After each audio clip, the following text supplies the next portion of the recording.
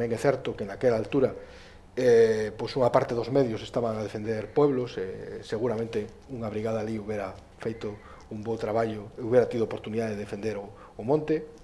por circunstancias obvias non estuvo ali, e ás veces estábamos falando con eles dicindo, bueno, o tema non é se arde ou non, que ás veces non podes elexilo, é como arde, é como vai ser quen de recuperar.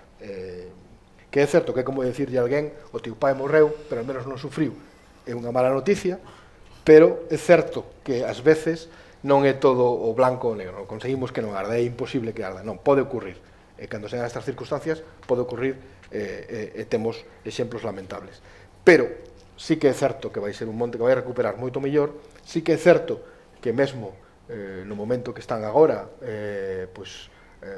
a súa madeira foi moito menos deteriorada e terán posibilidade de recuperar algo máis de diñeiro, e é certo que ese monte era un monte que malia que ardeu, era un sitio seguro para as brigadas que estuveran a traballar, era un sitio onde as brigadas podían ter traballado, é un sitio que fixo que en vez de chegar o lume ao pueblo en 10 minutos, chegara prácticamente en 2 días,